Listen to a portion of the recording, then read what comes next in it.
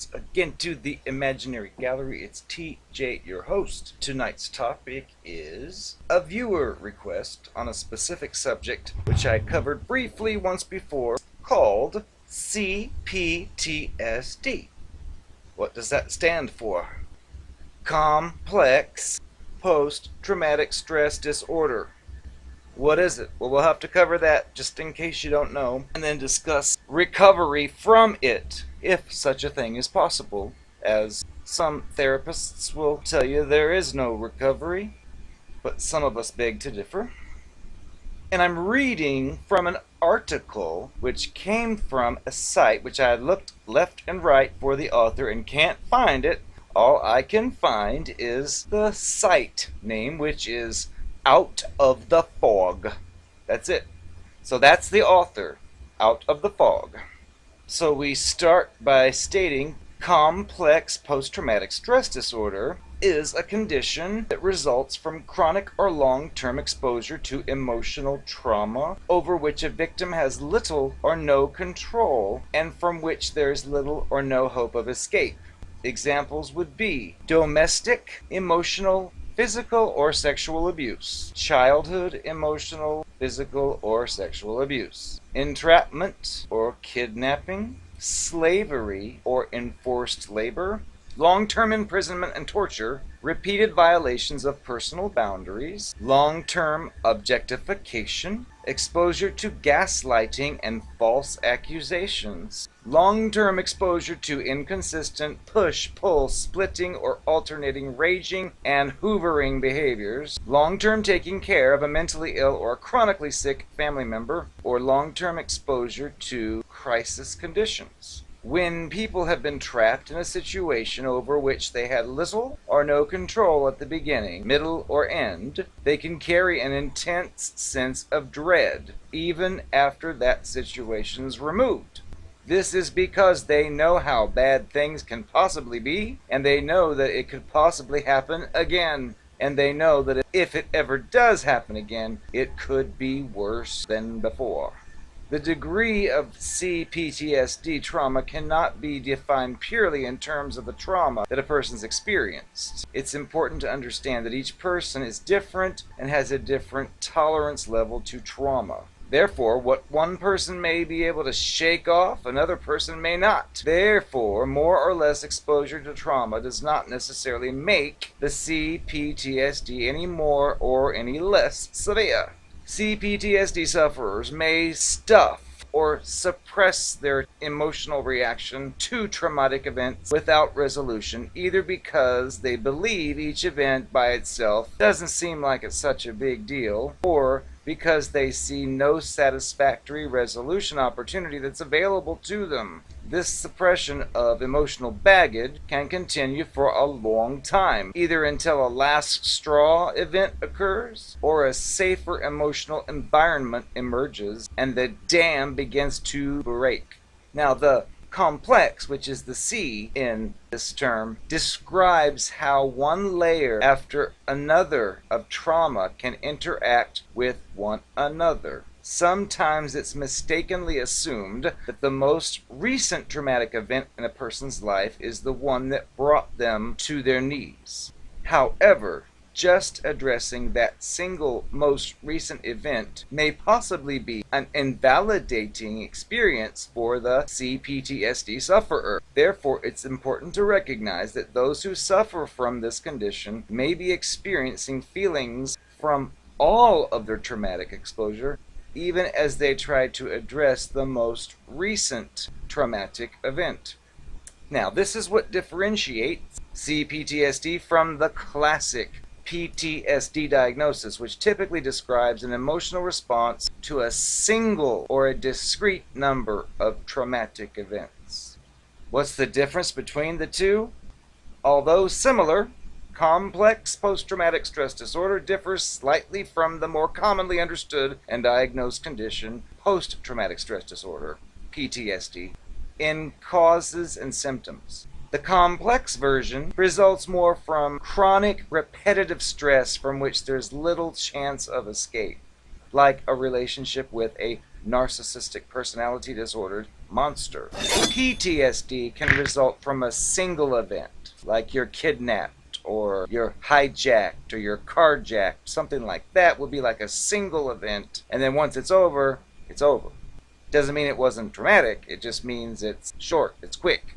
The complex version is when you, for example, find the man or the woman of your dreams and you get married and live together and have children, and then later you find out it's a secret murderer. You find out something worse. Or in the case of most narcissistic abusive situations, you go a long time dealing with basically a liar, but throughout the period you may suspect that of being the case, but you may spend your time telling yourself, oh, I'm overreacting, oh, I'm misunderstanding, and you do that time and time again over a long period of time, and once you know that, you can't ever go back to normal, only to discover that your first hunch was accurate and everyone after was as well. And then you feel kind of devastated because you're thinking to yourself, I knew something was wrong, but then you stuck with it and continued, and then later figured it all out, and you're thinking, oh, why didn't I listen to my gut instinct? It's an important lesson. Therefore, a soldier returning from intense battle may be likely to show post-traumatic stress disorder symptoms, but a kidnapped prisoner of war who was held for several years may show additional symptoms of C-PTSD. Similarly, a child who witnesses a friend's death in an accident may exhibit some symptoms of post-traumatic stress disorder, but a child who grows up in an abusive home may exhibit the additional C-PTSD characteristics, which are going to be shown below. So let's talk about C-PTSD. What's it feel like? I know what it feels like. I've felt it before. People who suffer from this may feel uncentered and shaky, as if they're likely to have an embarrassing emotional breakdown or burst into tears at any moment. They may feel unloved, or that nothing that they can accomplish is ever going to be good enough for other people. People who suffer from C-PTSD may feel compelled to get away from others and to be by themselves so that nobody will witness what may come next. They may feel afraid to form close relationships to prevent possible loss should another catastrophe strike. People who suffer from C-PTSD may feel that everything is just about to go out the window and that they will not be able to handle even the simplest task. They may be too distracted by what's going on at home to focus on being successful at school or in the workplace. Characteristics of this disorder. How it can manifest in the victims over time. Rage turned inward. Eating disorders. Depression. Substance abuse. Alcoholism. Truancy. Dropping out. Promiscuity, codependence, doormat syndrome, which means choosing poor partners, trying to please somebody who can never be pleased, trying to resolve the primal relationship. Rage turned outward, theft, destruction of property, violence, becoming a control freak.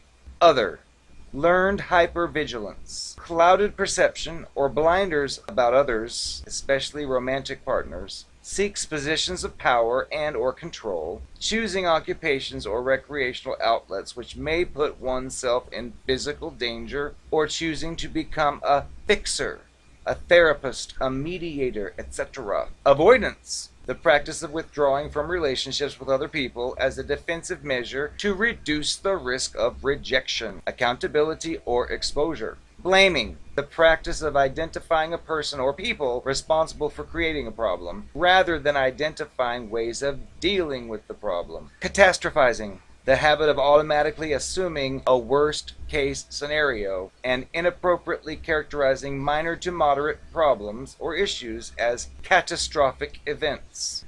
Control me syndrome. This describes a tendency which some people have to foster relationships with people who have a controlling, narcissistic, antisocial, or acting out nature. Denial. Believing or imagining that some painful or traumatic circumstance, event, or memory does not exist or never happened. Dependency. An inappropriate and chronic reliance by an adult individual on another individual for their health, subsistence, decision-making, or personal and emotional well-being. Depression, non-post-traumatic. Depression's when you feel sadder than your circumstances dictate, for longer than your circumstances last, but still can't seem to break out of it. Escape to fantasy, taking an imaginary excursion to a happier, more hopeful place. Fear of abandonment, an irrational belief that one is in imminent danger of being personally rejected, discarded, or replaced. Relationship hypervigilance, maintaining an unhealthy level of interest in the behaviors, comments, thoughts, and interests of others. Identity disturbance, a psychological term used to describe a distorted or inconsistent view of the self. Learned helplessness. Learned helplessness is when a person begins to believe that they have no control over a situation, even when they do. Low self-esteem, a common name for a negatively distorted self-view which is inconsistent with reality. Panic attacks, short, intense episodes, or fear or anxiety, often accompanied by physical symptoms such as hyperventilating, shaking, sweating, and chills. Perfectionism, the maladaptive practice of holding oneself and others to unrealistic, unattainable, or unsustainable standard of organization, order, or accomplishment in one particular area of living, while sometimes neglecting common standards of organization, order, or accomplishment in other areas of living. Selective memory and selective amnesia, the use of memory or lack of memory, which is selective to the point of reinforcing a bias, belief, or desired outcome. Manipulation. Self-loathing, an extreme hatred of one's own self, actions, or one's ethnic or demographic background. Tunnel vision, or a tendency to see or focus on a single priority while neglecting or ignoring other important priorities. Now, the causes of this disorder. It's caused by a prolonged or sustained exposure to emotional trauma or abuse from which no short-term means of escape is available or apparent to the victim. The precise neurological damage that exists in CPTSD victims is not well understood. Now we talk about the treatment, which is the whole point of this 15 minutes into it. Little has been done in clinical studies of treatment of CPTSD. However, the following is recommended. Removal of and protection from the source of the trauma and or the abuse. Acknowledgement of the trauma as real, important, and undeserved. Acknowledge that the trauma came from something that was stronger than the victim and therefore could not be avoided. Acknowledgement of the complex nature of CPTSD, that responses to earlier traumas may have led to decisions that brought on additional undeserved trauma. Acknowledgement that recovery from the trauma is not trivial and will require significant time and effort. Separation of residual problems into those that the victim can resolve, such as personal improvement goals, and those that the victim cannot resolve, such as behavior of a disordered family member. Mourning for what has been lost and cannot be recovered. Identification of what has been lost and can be recovered. Program of recovery with focus on what can be improved in an individual's life that is under their own control. Placement in a supportive environment where the victim can discover they're not alone and can receive validation for their successes and support through their struggles. As necessary, personal therapy to promote self-discovery. As required, prescription of antidepressant medications. Now, what to do about CPTSD if you got it? Remove yourself from the primary situation or secondary situations stemming from the primary abuse. Seek therapy. Talk about it. Write about it. Meditation. Medication if needed. Physical exercise. Rewrite the script of your life. What not to do about it. Stay. Hold it in. Bottle it up. Act out. Isolate. Self-abuse. Perpetuate the cycle. What to do about it if you know somebody else who has CPTSD. Offer sympathy, support, a shoulder to cry on, an ear to be lent. Speak from experience. Assist with practical resolution when appropriate. Guidance towards escape, therapy, etc. Be patient. What not to do about it if you know somebody else who has it? Don't push your own agenda. Moralize. speak in absolutes, or just say get over it, or try to force reconciliation with the perpetrator, or offer surefire cures.